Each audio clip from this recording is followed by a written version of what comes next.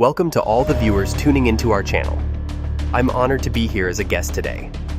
Many of you probably remember that on May 2nd, 2011, U.S. Navy SEALs executed Operation Neptune Spear, which ended with the death of Osama bin Laden, the leader of the Al-Qaeda terrorist organization.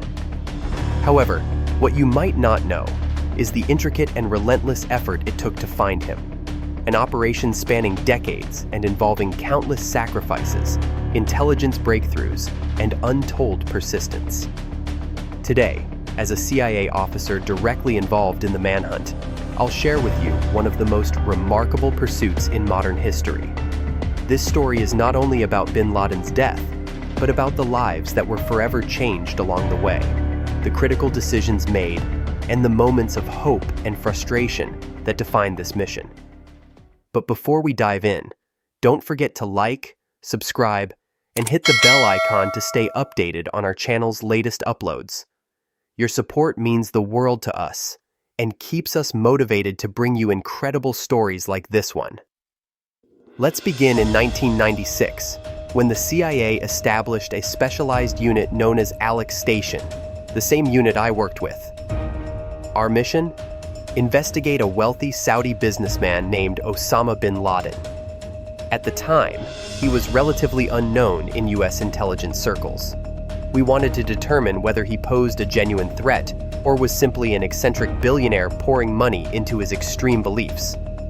Initially, our focus was on state-sponsored terrorist organizations, but something about bin Laden stood out. CIA officials like Michael Scheuer, a seasoned officer, and Jennifer Matthews, a brilliant intelligence analyst, raised alarms about the growing danger of Islamic extremism. They suspected that bin Laden was using his vast fortune to build his own terrorist network, what we now know as Al-Qaeda. Jennifer played a pivotal role in this story. From the moment she joined Alec Station, her sharp intellect and determination set her apart. Alongside a team of dedicated female analysts, she pursued leads on bin Laden and Al-Qaeda with a tenacity that was rare in our field. Over the next year, our intelligence confirmed that bin Laden wasn't just a financier of jihadist movements. He was planning catastrophic attacks. We discovered that he was seeking nuclear weapons, either through construction or theft from Soviet stockpiles. This terrifying revelation drove us to act. Yet, when we presented our findings to military leaders, our warnings were dismissed. High-ranking officials underestimated bin Laden, labeling him a rope-swinging bandit. Frustrated but undeterred, Alec Station pressed on independently. By leveraging CIA's networks in Afghanistan, established during the Soviet-Afghan War, we pinpointed bin Laden's location at a compound near Kandahar. We meticulously planned an operation to either capture or eliminate him. However, George Tenet, then CIA director, called it off, citing slim chances of success and potential collateral damage. For us, this decision was devastating. Months of effort and critical opportunities were lost, culminating in the tragic embassy bombings in Kenya and Tanzania in 1998. These attacks, which killed over 200 people, were a grim validation of our warnings. Yet, despite mounting evidence, decision-makers hesitated to act decisively against bin Laden. Our frustration peaked after the 9/11 attacks. One of the hijackers, Khalid al-Mihdhar, had been on our radar for 18 months, but bureaucratic hurdles and miscommunication allowed him to slip through the cracks. The devastation of that day was a bitter reminder of the stakes we were up against. In response, the U.S. launched the War on Terror. Alec Station's role shifted from intelligence gathering to actively directing operations. By late 2001, we had bin Laden cornered in the Tora Bora Mountains. But once again, politics interfered. Afghan allies, many of whom had ties to bin Laden, were tasked with leading the ground assault, allowing him to escape. Over the next decade, our efforts never wavered. We tracked bin Laden's movements across Pakistan, piecing together his network. It wasn't until 2010 that a breakthrough came. A trusted courier led us to a compound in Abbottabad. After months of surveillance, we confirmed our target. The operation itself was executed flawlessly by the Navy SEALs. While their bravery captured headlines, it's essential to remember the years of tireless work by analysts, field officers, and support teams that made it possible. Jennifer and her team's persistence, in particular, laid the groundwork for that historic night. The hunt for bin Laden was not without its share of internal challenges within the intelligence community. Bureaucratic infighting often impeded progress. Rivalries between agencies like the CIA and FBI led to delays in sharing critical intelligence, which, in some cases, allowed key figures within Al-Qaeda to evade capture.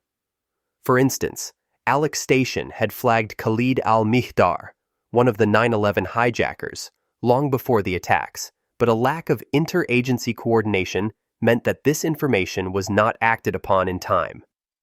Another significant challenge was managing political oversight. Many operations required approval from multiple layers of government, each with its own risk-averse agenda. The decision to rely on Afghan allies at Tora Bora, a move widely criticized in hindsight, was emblematic of how political considerations often clashed with operational objectives.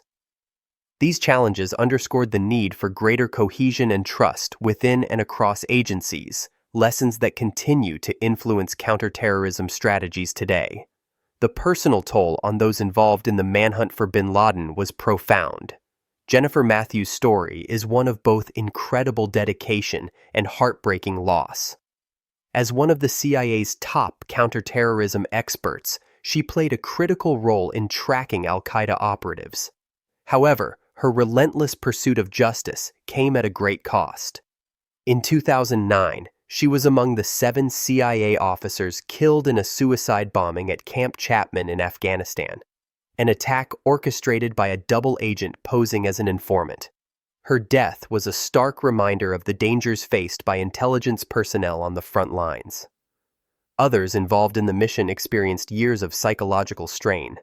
The pressure to prevent another attack like 9/11 was immense, and the weight of life-or-death decisions often left lasting scars. Burnout was common, as was a sense of frustration over missed opportunities and bureaucratic setbacks. Despite these challenges, the commitment of those on the ground never wavered. Many continued their work, driven by a shared belief in the importance of their mission. Family members of intelligence officers also bore the burden of this mission.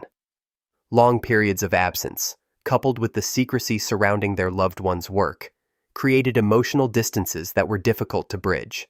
Yet, for many, the knowledge that their sacrifices contributed to global security provided a measure of solace.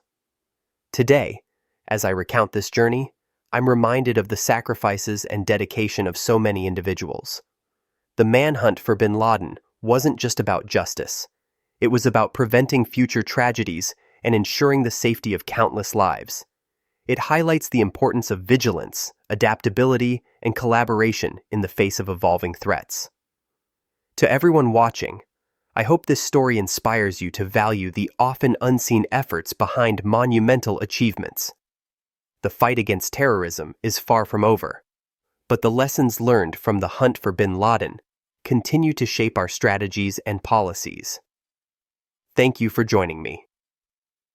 If you enjoyed this story, please share it, subscribe to the channel, and let us know in the comments what other topics you'd like to hear about. Until next time, stay curious and stay informed.